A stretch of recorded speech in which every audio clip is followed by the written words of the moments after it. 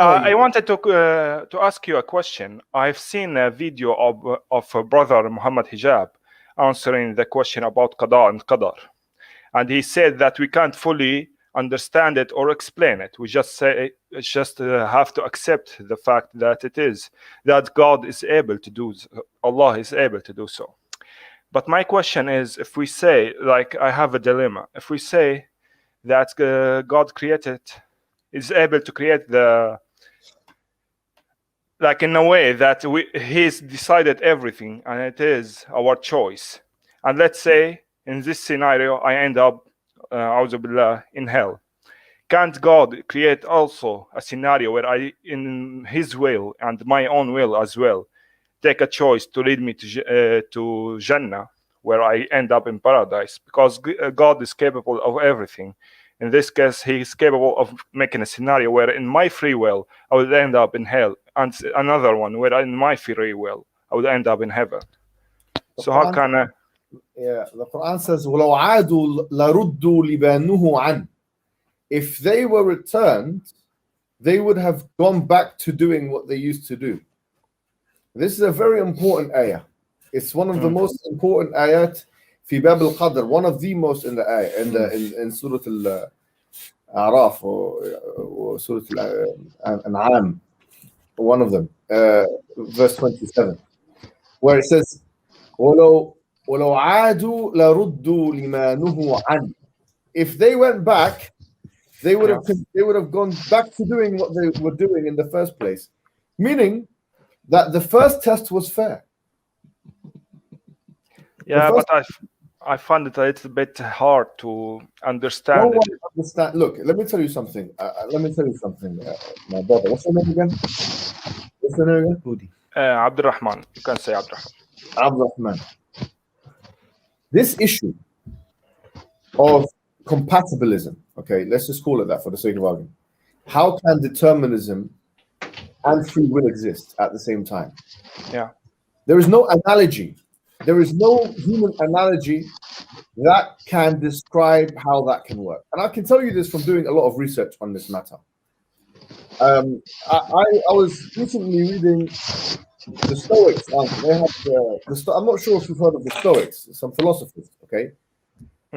And they were saying, look, it's like the very famous example actually of a cylinder and a cone. And they said, if you put a cylinder and a cone on the top of a hill, and you push the cylinder, and you push the cone, the cylinder is going to roll, the cone is going to stay still, yeah? That is because of an intrinsic property within the cylinder. In the case of the cylinder, it's roundability, as opposed to an intrinsic characteristic inside the cone. In this case, it's flat surface. If you push the flat surface of the cone, it's not moving, right? Even if you go to the top of the mountain, if you push the cylinder, it will roll because of something inside. And they were basically making the argument from compatibilism by saying this. They're saying everyone has some property within them. Okay, this is their argument. Everyone has a property within them that, yes, there is an antecedent set of events that come before, or causal uninterrupted chain. But when it pushes somebody, okay, there's two ways of reacting to it, and that depends on what kind of intrinsic nature you have. So they were making the argument that if, for example, life's events pushes you in a certain way, and if you're a ball, you're going to roll. If you're a cone, you're going to stay still on the top of the hill, right? And they were trying to make the argument that, look, this is exactly how they believed in determinism as well. They believed in Zeus, by the way, right, as you know. And they believed Zeus determined everything. So they said, okay, well, Zeus determined everything, but at the same time, there's human free will. And they define free will in this way, this intrinsic nature of human being, which can be moldable in certain ways. And then there's that push, right? And then the push goes there. And look, it might sound like a great analogy.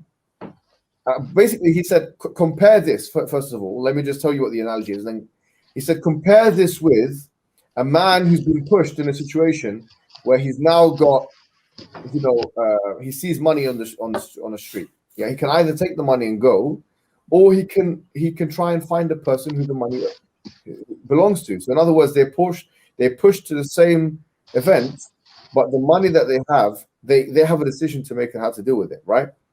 The truth of the matter is, this is an overly simplistic analogy, and it doesn't do a good job in explaining all the variables of. This is probably one of the best analogies that I've seen, but it doesn't do a good job of explaining everything. And there's no analogy, and I've seen a lot of them. Like, for example, even one analogy which made me think it was the right one for some time, that a man jumping into the swimming pool, but at the same time he's being pushed with the same force into the swimming pool. He couldn't have done otherwise, but he was going to do it anyway, right? But then I thought to myself, no, this was going for me for a long time, and then I thought critically about it. There's a problem with the analogy. The analogy is, no, on the determinist model, that even the man jumping himself, that's determined. Exactly, because God created our thoughts, our wills, everything. Thank you very much. And a lot of these analogies also they presuppose something that's not in line with the divine nature. Yes. Meaning that Allah subhanahu wa ta'ala is of samad, he is independent. Yes. And that is a problem. And that always that's exactly right. Yes. Because if you go with that analogy that we were just talking about now, the guy doesn't jump in independently if we're thinking about it reasonably. Because in Islam, when we talk about independence, that's only to Allah subhanahu wa ta'ala, right? Because he's the only one who's the necessary existence. There's no one who's everything is hadith in that sense. Everything is caused. So then you have these tensions. The question is, how can it be possible to have a symbiotic? This is the question you're practically asking, which is the $1 million question, which has been asked for 2,500 years in philosophy. I could even give you a thought experiment. Maybe it will explain more about how I think. We are either not free, or we are victims of our life. Because let's say that if I take you when you are a child and throw you in another circumstances, would you take the same choices? If yes, that would mean that you are not free.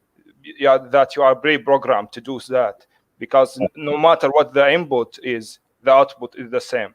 But if you don't, then okay. Let me come to you, right? Let me take you out of your misery, with all due respect. You'll never, ever please. Let me tell you. You will never, ever find an analogy which correctly and holistically displays godly determinism and human free will. Those two things, in an analogy of human that we can conjure in our minds, you're not going to find it. You will not find an analogy that is going to, if you go back to the Stoics all the way to the modern day, there's not going to be an analogy that does this thing justice. Now, how do we explain the symbiosis, if you want to call it that, or the compatibilism? We believe in a compatibilism. There's two things that we can be sure of we can be sure of philosophically, or we can be sure of theologically. There are two things we can be sure of. I'm sure I have choice. Now, let me explain my key terms, okay? There's two ways of understanding this. You can either understand this in the way that the classical compatibilists understood it, which is not the way we understood it, which is according to the principle of alternative possibilities, right? That it could have done otherwise. I could have done otherwise, yeah? We don't believe we could have done otherwise. That's not correct. That's not what we believe. That is not choice. That's not my understanding of choice. I prefer irada, right? For me, is really a tarjih, which is it's an internal psychological thing which human beings come to by themselves, okay? And this is the definition of Ibn Taymiyyah and Al-Ghazali. So they say it's not something fil kharij. Anyways, it's not something which comes out in the kharij. That's the first thing. So, irada is tarjih, if you want to put it in one word, which means preference, number one, which is internal and psychological. Number two is this. I am sure I have preference. I am 100% sure I have preference as first person subjective, and I'm as sure as that as anything else. In fact, you are sure, because you wouldn't have this conversation with me if you didn't believe that. If we didn't believe we had preference, then these conversations are predicated on these things. Someone called Harry Frankfurt, he wrote a very interesting and important 17-page document, which I forget the name of, but it's a 17-page document where he talks about what he says there's three types of, and I like this, I've spoken to you about before. I like the way he breaks it down. And it's not in line with what we believe in. He says that there's something called first order desires, which is I like something. Second order desires, which is I am motivated to do something, or I want something. and second order volition, which means that I can attach values to something. I am sure I can do all three of those things, okay, according to the Frankfurt model. I am sure from a first person subjective perspective, I can do all those things. I'm as sure as that and anything else. But I'm also sure that for all intents and purposes, there are a set of antecedent events that has happened in the past with a causal chain, and that Allah has determined everything. Now, these two things, right, seem contradictory, but I'm as sure of them and they're as demonstratable and true to me as anything else, those two things. They are the basis for this conversation that we're having now, and any conversation that can ever be had at any time. They are the basis for that. So if we don't, these two things, if you don't affirm them, you're going to fall into absurdities. How they come together is a thing which I don't think mechanistically can be answered. And I'm being 100% honest. You can try your best. Frankfurt, it's called Frankfurt cases. These are one of the last attempts for compatibilists in the modern time. And there's been other full experiments, but all of them are limited. Every single one of them are limited. Yeah, exactly. Yes, here's the truth of the matter. Those two things that we've just spoken about, are undeniable. I'll say one more thing. When I have preference, I do things. There's a question that one may ask in this juncture. They may ask the question: is my will that I have, does it have an effect on the world, an efficacious effect? Okay. Now, I believe yes, and this was the opinion of Ibn Taymiyyah, right? That it does have an efficacious effect. My will has an efficacious effect on the world around us. Now there's a question is what I'm doing, is it necessary or is it contingent? That's a very important question. Is what I'm doing, is it necessary or contingent? My actions are necessary, but they're not necessary in and of themselves. They are necessary because of Allah is the one who willed them. So it's called wajib li ghayrihi. So they're necessary because Allah, He willed it. He allowed it. He gave permission to the actions to take effect. But it's mumkin li nafsi. It's contingent in and of itself. So if you abstract my actions and if you abstract my behaviors and so on, they're possible in and of themselves, but they are wajib li ghayrihi. They're only wajib, or they are necessary because Allah has permitted them. How the two things are happening at the same time, there's so many theories. I'm not convinced of almost any of them. I am sure that the two things are happening at the same time, and they must be happening at the same time. I have complete taslim in this matter. I am completely submissive to this, not only just on theological grounds, but on philosophical grounds. That I have complete taslim, because it's almost qat'i from a philosophical perspective that our actions now, unless you believe in an occasionalism, which is actually a theologically okay concept, like rationally okay. But if you don't believe in an occasionalism, that it's true, all antecedent events cause what we're doing now. But I'm also sure I have preference. Now, how the two things are happening together and in that symbiosis, I have no answer for you in the how. And you know, and by the way, Abdurrahman, one more thing. Yeah. This is not something new, because we always say al-kayfiyatu majhul. Is not the will of Allah subhanahu wa ta'ala a sifa of the sifat of Allah? Is it not an attribute of the attributes of God? The will. It's an attribute of the attributes of Allah, right? Just like all of the other attributes. We don't know the kayfiyah of any of the attributes of Allah. So what makes us think we know the kayfiyah of the will? And I think it's important to understand, brother, that you could affirm the reality of two things that seem contradictory, yes, and have a form of skepticism, which is not a problem. So, for example, I know I have this kind of internal sensation of free will and preferences, and I know external to me, based on other evidences, that the Quran is true and the Prophet ﷺ is true, and they affirm the concept of divine decree and predestination. Those things in my mind, because I have epistemic limitations, I'm not going to know everything. Yes. I cannot reconcile them from the point of view that I can know their howness or their manifestation in a physicalist world. There's nothing wrong with that. So you could affirm that you have the internal reality of free will, this existential experience that you have free will. You could also affirm that you have preferences. and you could affirm in divine decree and predestination, and you can be skeptical about how you bring those two things together.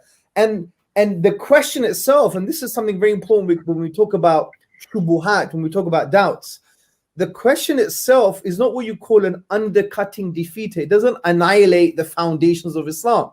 It's one of those questions that you could discuss with maybe the Anbiya in Jannah when you get there. Inshallah, may Allah take you there, right? So I don't want you to, because sometimes we get consumed by a question and our whole world becomes that question. It's true. Allah. But what Exactly. we need to do is take a step back and say, at the end of the day, I need to realize my epistemic limitations, even in consciousness, bro. Even in understanding consciousness in terms of its total reality, the inner subjective conscious experiences. Physicalism, for example, to try and reduce inner subjective conscious experiences to the physical reality of physical processes or even bits of matter, if you like, they have a big problem in trying to solve this problem. Now, that question itself, they're not throwing the physicalist project out of the window, for example, because they may have their own evidences why they should carry on this project. Now, you could infer from that there's nothing wrong with having an understanding of two different facts, but not knowing how to reconcile those two facts. And it's Maybe not. Can I add to that just one Yeah, more thing? One more thing. No, as I am claiming this today, and I mean this, right? This is something no one on the question of mechanism, how the how question. Yeah. I am saying this is something no one can be satisfied with, whatever school of thought you come from. And I'm not talking about Islam. I'm talking about whether you're a hard determinist, or if you're a compatibilist, or if you're a libertarian, you believe in libertarian free will, or if you are a Mu'tazili or an Ash'ari, or you believe in the Ibn Taymiyyah way in the Mas'ala of Qadr, or if you are an Arminian, right? You believe in Arminianism or Molinism or Calvinism or Reformed theology in Christianity, because all of those things are basically the same kind of things. Like, yani, everyone is yu'ani with this question. Every human being, whether they're Muslim or non, nobody has an answer that fills all the facts. If you're a determinist, you're not going to be able to explain the first person experience and how I have this preference making ability. You can't explain that. You can say, well, it's an illusion. But saying it's an illusion is a cop-out, with all due respect. That's not for me. It's not a satisfactory answer. I'm seeing and feeling something immediately, and you telling me it's an illusion. So what you're saying must be an illusion as well. That's yani min bab awla. Maybe that's why the hadith إذا ذكر القدر فانتهوا. فأمسكوا. So basically the point is that what I'm saying is this mas'ala is forget about, let's pretend, yes, astaghfirullah, yani, but somebody, he becomes murtad because of this mas'ala. Yeah, he becomes kafir. Yeah, so I don't know how to explain it. خلاص, أترك الدين. I'm not going to believe in Islam. I have a question about that. Now, let me just tell you something. Okay. Where are you going to go where this mas'ala is resolved? Nowhere.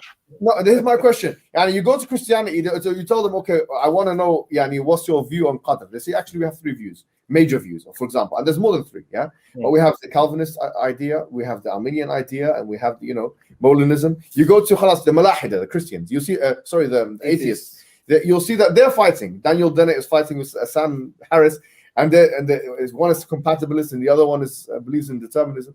This mas'ala is فوق استطاعة العقل. That's it. I'm convinced that this is something the human being cannot handle. Absolutely. I'm convinced by that. Yani, it's, nowadays, and this is not something that's new, yani. Even if you look in science, you have this whole thing with underdetermination of the quantum world. You can get one particle that's in 2 places at the same time. This completely contradicts what we know of macro physics. Completely contradicts. But we're not going to deny it. We just don't understand it. As simple as that. Like, if there are mechanisms on the earth, physical mechanisms we don't understand, ma baluk with the things that relate to the sifat of Allah subhanahu wa ta'ala. Absolutely. But here's why I am absorbed of it. I'm sorry, it's very important. It's about, because I have read about kufr al-shak.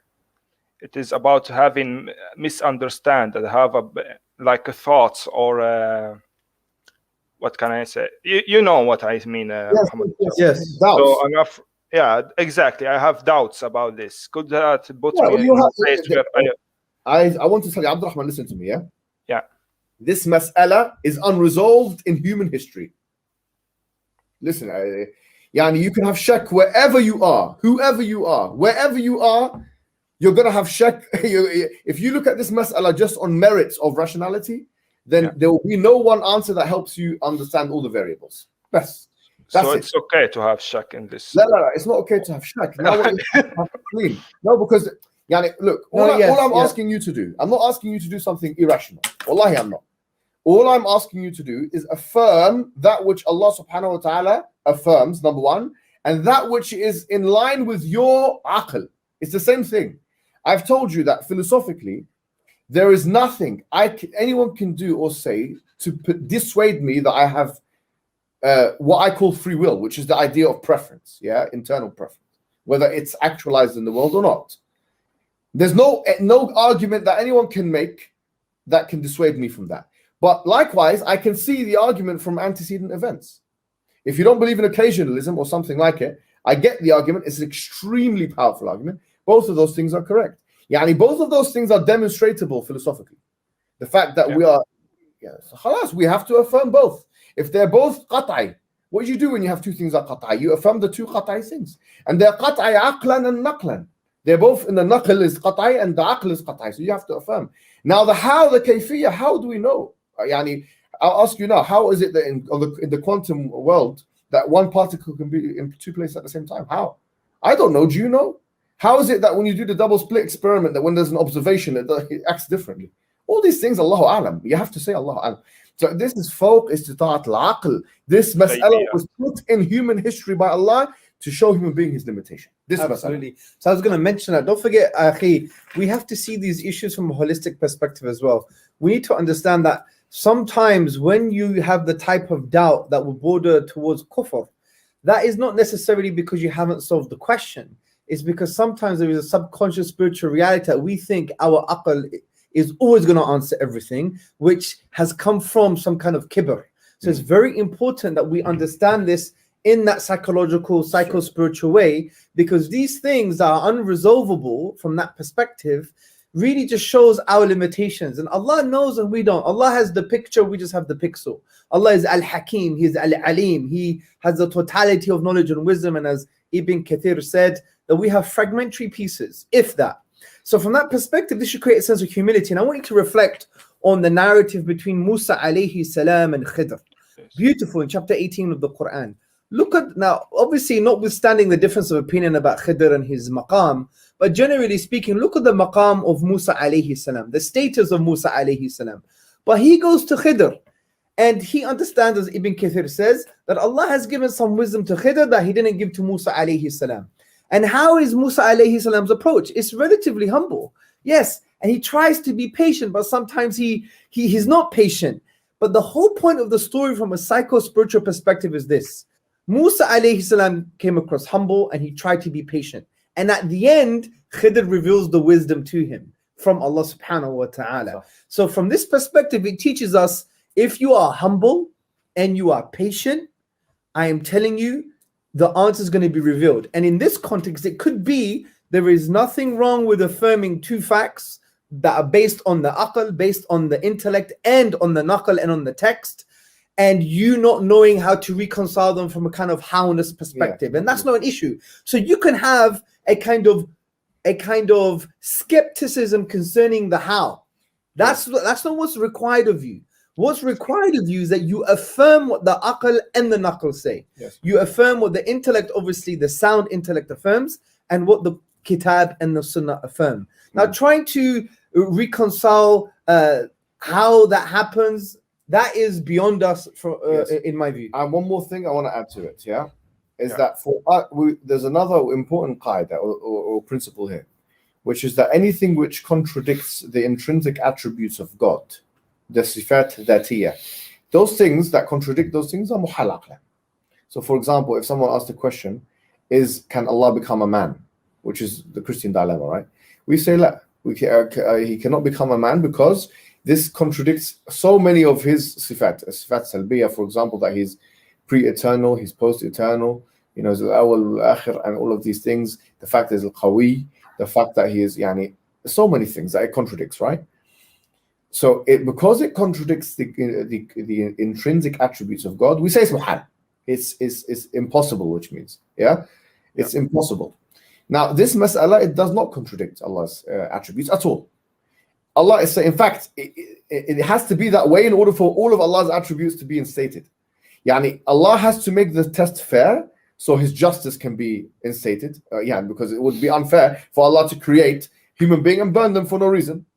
Yani, like a puppet or something. No, it has to be based on our actions. So we are also acting freely and so on. But yes, Allah has willed, and He has willed with His knowledge. He has written it down, and He's done mashia, and He's done khalq of the af'al of the ibad. So how those two things come together, we don't know. But the fact that they come together does not do tanaqud or contradict any of the intrinsic attributes of God. But you know what's interesting? Therefore, it's not muhal. Let me tell you something. I think, and this is me, I don't want to be controversial here today. Yes, please. But I think also, why have we assumed that this is a philosophical question? Like, let's be honest here. Yeah. Why have we assumed this is a philosophical question for us to even resolve? Yeah. Because when you see the instances on divine decree and predestination, how are they revealed? How is Allah and His Messenger talking to us? Yes. They're doing it in a way to also liberate us from the shackles of us giving intrinsic power to the physical world. Yeah. Because what do we say in the Kitab and the Sunnah? La hawla wa la quwwata illa billah. There is no true power apart from the power of Allah subhanahu wa ta'ala. Yes. And we know everything in the cosmos, everything in the universe happens because of the irada and the qudra of Allah, the will and the power of Allah subhanahu wa ta'ala. Right. So internalize this existentially, what it means to exist with this idea internalized. Yes. It means that when you look at so-called enemies of Islam, when you look at the media, when you look at this, that, and the other, you don't give them any intrinsic power. You realize they are empty tools from a metaphysical point of view, that Allah has created them as empty tools and He's using them to manifest His irada and qudra. So what does this do to you? It means you don't really fear them intrinsically. It means that you don't think they're a real barrier, that this is just a way of Allah manifesting His irada and His qudra. So how is this liberating? Let me tell you why it's liberating. Because you won't fear them anymore and you go straight and think about Allah. And when you think about Allah's irada, His will, it's an unknown. You don't know what's going to happen in the next 5 minutes, 10 minutes, 15 minutes, or 20 minutes. This unknown is not disempowering, it's empowering. Why? Because it means you almost have a new realm of possibility to achieve what you can until the will of Allah has manifested itself. Allah. And when you've tried your best, and you've connected to Allah, then you know it's whatever has happened is good for you, because the believer knows that when Allah has decreed something for you, you can have not chosen anything better. If you really understand this idea, you realize how the Sahaba, it's the contemporary equivalent of a village on the Shetland Islands in Scotland, that they rise up with one man and one book, and after 13 years they take over the whole of Europe, spreading the peace and justice and mercy of Islam. They achieved that is because they truly internalized the true concept of Tawheed, or this aspect of Tawheed, that these things don't have any intrinsic power. That is how Qadr is supposed to liberate you, bro. But what we've been stuck in this kind of theo-philosophical exercise, which is fine and important, of course, because we had our intellectual challenges throughout history. But at the end of the day, we have to internalize it from this point of view that literally will liberate us from the shackles of other things and so-called enemies and so-called obstacles. That's the understanding that we should have. I like that. And I just want to add one more thing to it. I know we've kind of overcooked this a little bit, but Abdul Rahman, you know, on a practical level, it makes us be able to live, like have our cake and eat it both, right? There are advantages of knowing that we are not in control of things, and there are advantages of knowing that we are in control of things. Yeah, if you are in control of everything, we have responsibility for everything. Exactly. No, but it's like, if you know that there are certain things that are going to happen in your life that you are not in control over, that is a liberating feeling. That can put you in a state of tranquility and ease, because there's no regret from that perspective, or it couldn't have been otherwise. Feelings of deep regret will not factor into the equation. Allah, He only holds you responsible for your spiritual actions. That's the only thing which really you need to look after, and that is your responsibility. So there are two things that having the belief of Qadr that we the Muslims, the Ahlul Sunnah, have, can give you. Number one is what the Prophet ﷺ said in the best hadith, for me it's my favorite hadith, which is "Ajaban li amri al-mu'min." Wondrous is the affair of the believer. إِنَّ أَمْرَهُ كُلَّهُ لَهُ خَيْرٌ. All of his affair is good. وَلَيْسَ ذَاكَ لِأَحَدٍ إِلَّا لِلْمُؤْمِنِ. And this is not for anybody except for the mu'min. إِنْ أَصَابَتْهُ صَرَّاء شَكَرَ. If good things happen to him, he's thankful. وَإِنْ أَصَابَتْهُ ضَرَّاء صَبَرَ وَشَكَرَ. And if bad things happen to him, he is patient and he's thankful. Meaning what? Why did the Prophet said وَلَيْسَ ذَاكَ لِأَحَدٍ إِلَّا لِلْمُؤْمِنِ? He said it's not for anybody except for the believer, because this mas'ala of believing in Qadr, that Allah is in control of everything, it puts you at ease that Allah is taking control of it. Even if something وَعَسَىٰ أَن تَكْرَهُ شَيْئًا وَهُوَ خَيْرٌ لَكُمْ, as the Quran says, and you can hate something, it's good for you. But that thing can be good for you, The thing you see as bad can be good for you. So you realize that as you're going through the thorny bushes of life, okay, and you get stung, that this couldn't have been any other way. You couldn't have avoided those thorny stinging branches. You couldn't have avoided them. But at the same time, one thing you have responsibility for, which is what you need to have, is your own actions. 1,000,000%, this is what Allah, He affirms. You have responsibility for your actions. He will give you permission. Allah will give you permission, okay, to act in the way you. And you know, Ibn al-Qayyim al-Jawziyya in his kitab Shifa al-Alil, which if you are an Arabic reader, you should read this book. Shifa al-Alil, yeah? Yeah. He says in chapter 18, when he talks about the kasb of the Ash'a'ira, he says, وَنَحْنُ نَضْرِبُ فِي ذَلِكَ مَثَلًا شَرْعِيًّا. He says, and we will put or strike forward a parable, okay? And he says in this, and after he says, imagine a slave, Sayyid, okay, a Sayyid, and he has abd. He has abd, he's got a slave. A slave master has a slave. And هو يأذن له التصرف بالمال. يأذن له, he gives him permission to do تصرف بالمال, with money, okay? And then he says وله العقوبة, if he does bad, he's you know, there will be consequences and so on. So the slave goes out and he comes back, you know, and depending on how he acts and how he spends the money, then he is either blameworthy or he is not blameworthy. Shahid, that Allah has given us permission, okay, to act in a certain way. He's given us permission. Obviously, we're not independently acting, because all of our qudra comes from Allah subhanahu wa ta'ala. And this is the point of this analogy with Ibn al-Qayyim's. Even his mithal has this analogy with the waqi'. The point is with the reality. The point is we do have actions and we must act. وَقُولِ يَعْمَلُوا, and say act. Allah says that in the Quran. And so we, when it comes to our own spiritual decision makers, are the actors. But when it comes to things which are outside of our control, our scope of control, this is something we nufawwid al-amr ila Allah subhanahu wa ta'ala. We completely leave this to Allah subhanahu wa ta'ala, and this gives you the best peace of life. You cannot get tranquility from anything better than this. So Abdurrahman, Habibi, we're going to get someone else on. Is that okay now? Yeah. Thank you very much. May Allah bless you. May Allah bless you. Yeah. Jazakumullah khairan. Exactly.